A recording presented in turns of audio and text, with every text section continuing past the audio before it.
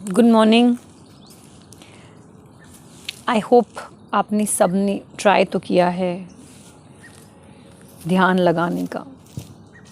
C practice makes a man perfect, at least try, trust me. And also I feel it will be totally worth it. मैंने बहुत समय से नहीं बोला है, but before I start I want to request all of you, spreading the word of Gita बहुत ही खूबसूरत चीज़ है। You give back to the society. अगर अभी भी आपने इन वीडियोस को शेयर नहीं किया है with the people that you love, तो आप गलत कर रहे हैं। वो सुने ना सुने, at least introduce them to the Gita. You do your bit, leave the rest to God. चलिए, तो आज बहुत इम्पॉर्टेंट अपन एक लेसन लर्न करेंगे। श्री भगवद गीता हमें बता रही है कि आपको अपने दिन को 24 आवर्स को कैसे डिवाइड करना है। हमारे पास 24 घंटे हैं और 4 काम हैं। 4 काम कौन से हैं? आहार विहार और अन्य शारीरिक क्रम, मतलब खाना पीना घूमना। और दूसरा काम क्या है कि आप नौकरी पे जाएं, business whatever you do, आप काम करें to get the bread home. और तीसरा सोना। और चौथा, जो हम सब बिल्कुल नहीं करते हैं, स्पिरिचुअल एनलाइटनमेंट, स्पिरिचुअल एलिवेशन की तरफ काम करना, भजन कीर्तन करना, तप करना, सत्संग सुनना। पहली बात तो हम समझें कि अगर हम सत्संग भजन नहीं कर रहे हैं, भगवान का मनन नहीं कर रहे हैं, कुछ भी ऐसा नहीं कर रहे हैं जिससे हमारी बैटरी चार्ज होती है, तो बहुत बहुत गलत है। तो अब श्री भगवद गीता कहती है ये 4 चीज़ें बहुत बहुत ज़रूरी हैं। लास्ट टाइम मैंने आपको शायद बताया था दैट मैंने सिस्टर शिवानी को सुना और उन्होंने बोला कि that first thing in the morning what you should do is first half an hour in the morning, कि आप सत्संग सुनिए जिसका भी आप में मन लगता है, और उससे आप यू गेट, कहते हैं ना, परिपक्वता आ जाती है पूरे दिन की। यू गेट द स्ट्रेंथ, आप अपने आप को चार्ज कर लेते हो। You also have to charge your soul, not just your body. You have to eat healthy, fine, but आपका सोल भी तो एलिवेटेड होना चाहिए। और हमारा मन तो यहाँ वहाँ भागता है, तो उसको रोज़ चार्ज करना बहुत बहुत ज़रूरी है। तो कह रहे हैं कि हर काम के लिए 6 घंटे निर्धारित हैं।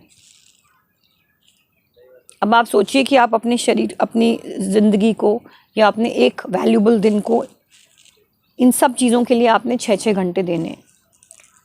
खाने पीने के लिए, एंटरटेनमेंट के लिए 6 hours, to be working only for 6 hours. देखिए, श्री भगवद गीता कहती है कि प्रारब्ध जो है आपका, आपको 90% जो आज आपकी ज़िंदगी में हो रहा है is because of your last karmas. आपके पास केवल 10% विंडो है चेंज करने के लिए। I don't know how much I agree to this, but ये तो मुझे स्ट्रांगली पता है कि आपके कर्मों का आपको फल तो मिलेगा ही मिलेगा, चाहे कुछ भी हो जाए। हैविंग सेड दैट, अगर कहते हैं कि केवल 6 घंटे काम करो, मैं आपको झूठ नहीं बोलूँगी, मैं तो 8-9 घंटे काम करती हूँ, because I just feel I need to do that extra bit. Result भी आते हैं, लेकिन स्पिरिचुअल एलिवेशन के लिए 6 घंटे बहुत ज़्यादा हैं, जो मुझसे नहीं होता है। लेकिन एज अ रूल मैं 1-1.5 घंटा अपने ज़िंदगी का, अपने दिन का उसमें लगाती हूँ। First 2-3 hours in the morning when I wake up, I make sure that I listen to the किसी का भी सत्संग में सुन लेती हूँ, मैं गीता पढ़ लेती हूँ। रात को सोते हुए when I sleep, my mobile always has Hare Rama Hare Krishna mantra playing. So fine, 6 hours इन सब कामों को देने के लिए थोड़े ज़्यादा हैं शायद, लेकिन हम उसको थोड़ा सा ट्वीक कर लें। और फर्स्ट स्टेप हम क्या करें कि हम स्पिरिचुअल एलिवेशन को समझें कि बहुत बहुत ज़रूरी है। And if you can't give 6 hours of a life to it, जो एक्चुअली होना चाहिए एवरी सिंगल डे, तो कम से कम हम 2-3 घंटे तो दे ही दें। और चलो 2 घंटे भी आप नहीं दे सकते, तो सुबह का 1 घंटा तो आप रिजर्व कर लीजिए for the battery charging of your spirituality. चलिए, वश में किया हुआ चित्त जिस काल में अपने स्वरूप में ही स्थित हो जाता है, संपूर्ण पदार्थों से निष्प्रह हो जाता है, जिस काल में वह योगी है ऐसा कहा जाता है। एट दैट वेरी मिनट, कह रहे हैं कि आपको कोई बहुत समय नहीं इंतज़ार करना पड़ेगा, जिस मिनट आपको ज्ञान हो गया उसी क्षण आप योगी पुरुष बन गए। जैसे स्पंदन रहित वायु के स्थान में स्थित दीपक की लौ चेष्टा रहित हो जाती है, योग का अभ्यास करते हुए वश में किए हुए चित्त वाले योगी के चित्त की ऐसी ही उपमा कही गई है। कैसे समझा रहे हैं आपको? उस योगी का चित्त कैसे हो जाता है? जैसे कि एक दीपक की लौ है ना। कभी कभी आपने देखा है जब हवा बहुत कम हो जाती है या किसी बंद कमरे में जो दीपक की लौ है वो बिल्कुल स्टैटिक हो जाती है, वो ज़रा भी मूव नहीं करती है, बिकॉज़ हवा तो है, ऑक्सीजन भी है, लेकिन वो बह नहीं रही है, तेज़ तेज़ हवा नहीं आ रही है कि वो जो लौ है वो फ्लिकर करे।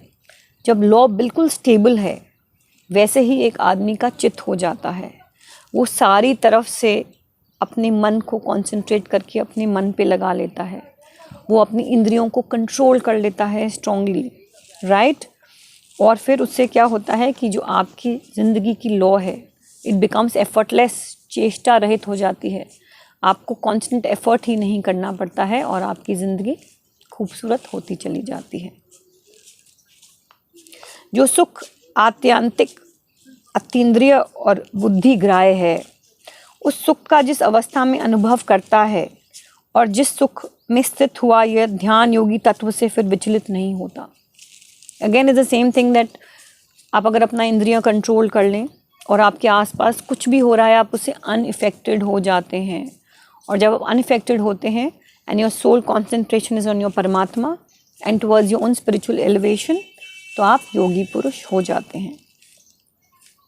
जिस लाभ की प्राप्ति होने पर उससे अधिक कोई दूसरा लाभ उसके मानने में भी नहीं आता, और जिसमें स्थित होने पर बड़े भारी दुख से विचलित भी नहीं किया जा सकता।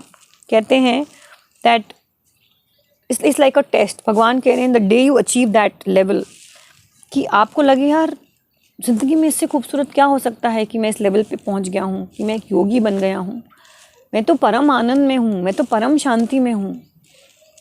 The day you get that feeling and you feel मेरे को तो और कुछ चाहिए ही नहीं ना ज़िंदगी में, this is it for me, that means you actually become a योगी पुरुष। और ज़िंदगी में भारी से भारी दुख आपको आ जाए तो आप विचलित नहीं होते।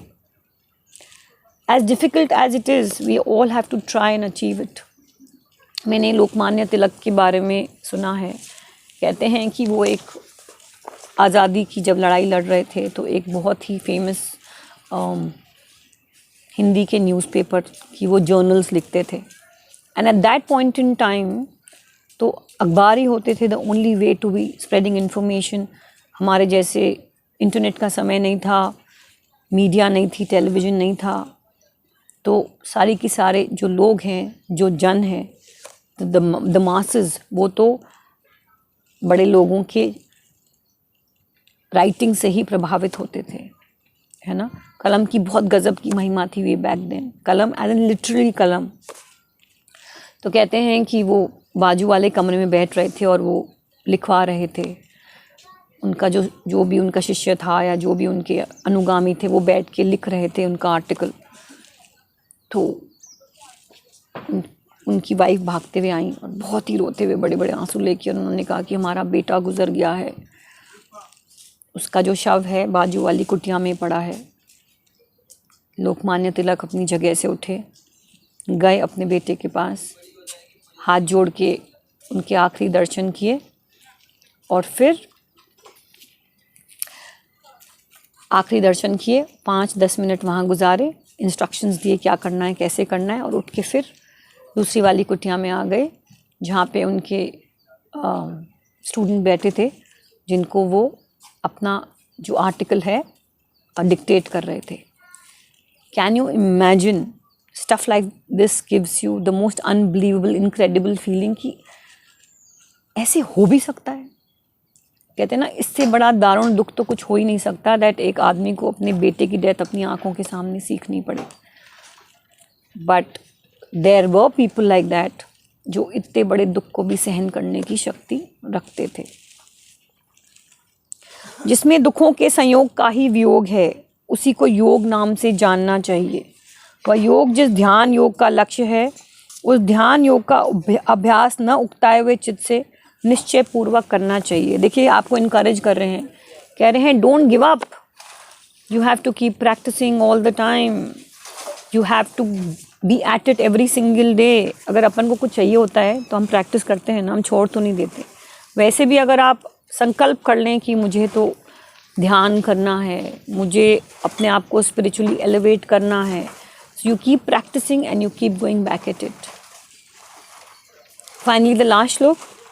संकल्प से उत्पन्न होने वाली संपूर्ण कामनाओं का सर्वथा त्याग करके मन से ही इंद्रिय समूह को सभी ओर से हटाकर धैर्य युक्त बुद्धि के द्वारा संसार से धीरे धीरे उपराम हो जाए। मन बुद्धि को परमात्मा स्वरूप में सम्यक प्रकार से स्थापना करके कुछ भी चिंतन न करें। उपराम मतलब जब आपका मन शांत हो जाता है, लाइक टोटली सारी के सारे बाहर की दुनिया से कट हो जाता है, उपराम स्थिति में, स्टेबिलिटी में, कंप्लीट स्टेबिलिटी ऑफ माइंड। तो क्या हो रहा है कि कह रहे हैं कि जब ये बिल्कुल स्थिर हो जाए और कुछ भी और चिंतन नहीं करे, that is where you achieved the best state of being. अस्थिर और चंचल मन जहाँ जहाँ विचरण करता है, वहाँ वहाँ से हटाकर उसको परमात्मा में भली भांति लगाए। See how beautiful. So I encourage you and I inspire you to keep trying. अगर अपन को भगवान कह रहा है कि परम शांति की एक स्टेट होती है तो होती है ना। Why do we have to negate it, why do we have to say कि ऐसे तो हो ही नहीं सकता है, हमें तो विश्वास नहीं है, ऐसे थोड़ी होता है। If you begin with that negative feeling तो आप कभी भी अचीव नहीं कर पाएंगे। So the idea is to trust the Bhagavad Gita. आप अपने शास्त्रों को विश्वास करिए, अपने कृष्ण पे विश्वास करिए, and try and meditate, try and concentrate, ध्यान लगाइए और अपना मन चित्त को सबसे हटाकर अपने आप में लगाइए और आप भगवान से वो अमेजिंग कनेक्शन डेवलप करिए जिससे सब पाप नष्ट हो गए हैं, जिसका रजोगुण शांत हो गया है, जिसका मन सर्वथा शांत निर्मल हो गया है।